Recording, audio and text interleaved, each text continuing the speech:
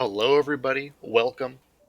I'm No02, and this is part 2 of my Riding the Rail series for Bright Sands, where I've put in a lot of effort and time into trying to figure out whether or not it's worth it to run along these rails at various parts of the map.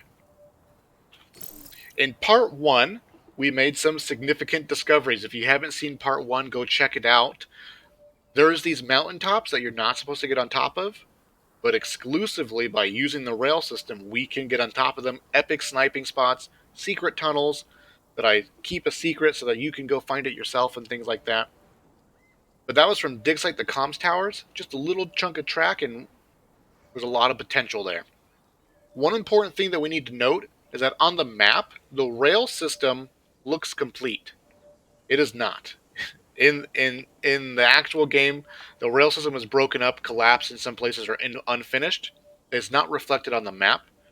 It's most significant on the Swamp Camp rail and the Science Campus rail.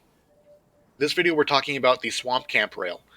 And sort of just to save everybody's time, the Swamp Camp rail at the start sort of just ends abruptly in the middle of no man's land, no cover, totally exposed. There's rocks that you can get on top of, but you can already get on top of them without using the rail. There's really no reason to use that beginning part of Swamp Camp. The rail then picks up again at Water Facility, and it's not really significant. You're super exposed. You're running right over the top of Water Facility. Everyone can see you. They know where you're going because you're on the rail, and if you fall, it's going to hurt. So if you start taking fire, you're kind of trapped, just sprinting. There's no alternative. The rail then gets to here, to the southwest collection point, and we can actually get onto the rail using that tower, and I'll show you exactly how to do that, as well as use this rail to get down to that collection point. This is not nearly as significant as what we found in part 1, but there's some little advantages here, some circumstantial things that you can sort of keep in your bag of tricks. When it shows up, you can bust it out and potentially outmaneuver enemies that you're encountering. So we are here. We're literally at the base camp here. That path will take us up to base camp, and I'll show you in a little bit why this area can be a nice little bit of movement to take advantage of our opponents. This rock that I'm on top of, you do not need this rail to get on top of this rock. You can climb up this rock over here and things like that. You can use it to jump on top of this rail right here. You can also jump on top of this rail by climbing on top of this. You do not need the consumable box to be there. You can jump on top over here as well, and you dismantle it, and etc. This is sort of the first area where we have some value here. So if we're leaving the base camp and maybe we want to get down as quickly as possible, you can, of course, just jump down from rock to rock and things like that. No big deal, no fall damage, etc.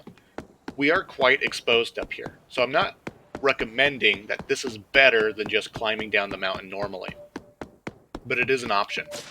Now, as you can see, that is where the Water Facility rail ends over there, and this rail ends over there as well.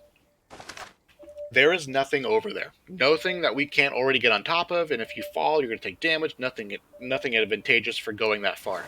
So basically, the rail ends for us right here at the collections area. Now, this jump from here to there, very, very sketchy. Not really worth it.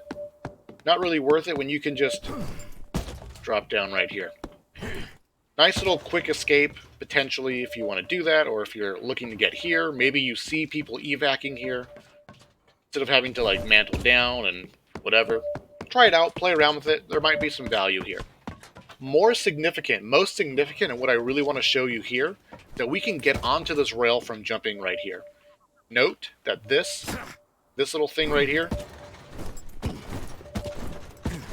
it's transparent. Doesn't really, or not transparent, what is that word? It doesn't actually exist. It's not real. Right, so we can actually jump from here, and I think this is important because if we want to get up to base camp, and I'll show you specifically, if you want to get to this door specifically, to the key room, in the base camp, or to the dead drop, right, that main office in base camp, this is a really fast way to do it. It's faster than going through there. There's a mob down here that I've already got eliminated because they make a lot of noise and they're annoying for the sake of the video. If you run through here, they're chasing you. If you run through the tunnel over there, there's another mob, right? And you have all this terrain that you have to climb up and maneuver through. Hopefully you can do this on first try, but if you just make this jump and mantle, this is not an easy jump. If you fall, it's going to hurt. Not the easiest jump in the world, but you can jump and just barely mantle. Now we're back onto the rail. Now we're back onto the rail, and we're going over here.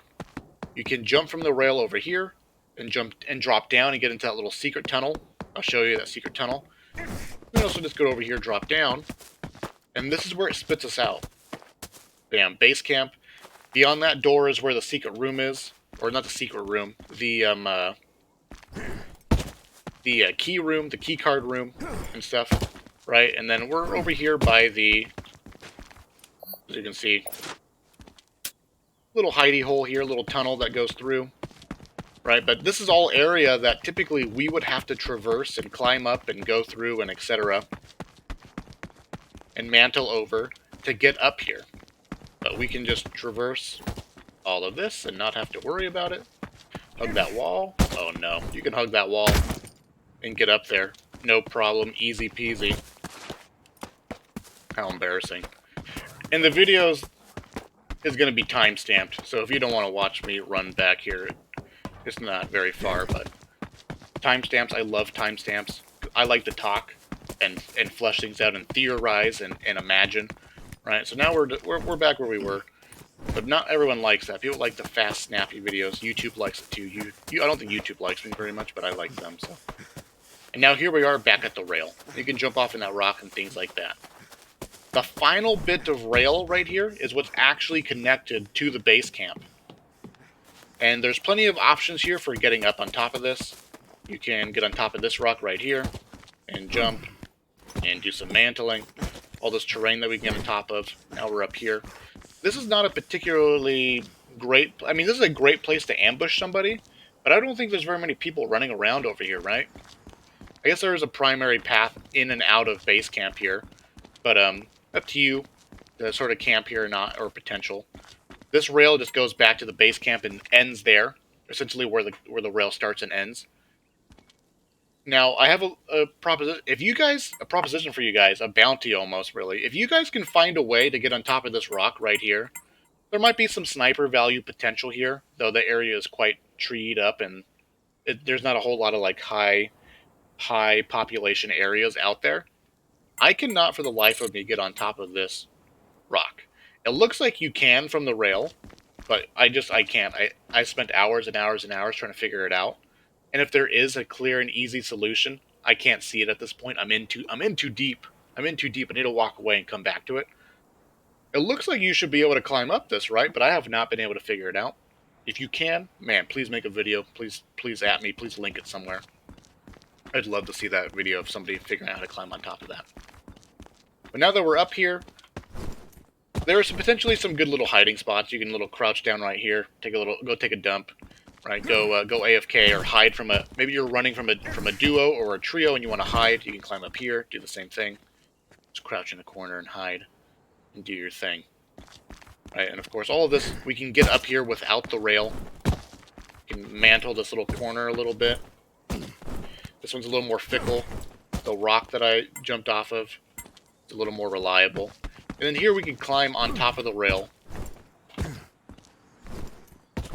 I promise. I think you need to... This right here is a little bit more elevated. That's what it is. Jump from the middle of the bridge because it's a little bit higher up, the little bump in the bridge. You can climb up it. The natural pathway that people take is actually right here. And this path just leads down into the floor. To the forest floor here. Then you can climb on top of this rock without the rail as well. And here are the staircases that go up to base camp. And then it just, as you can see, the rail just ends out there. Of course, you can jump and mantle up over here, and etc.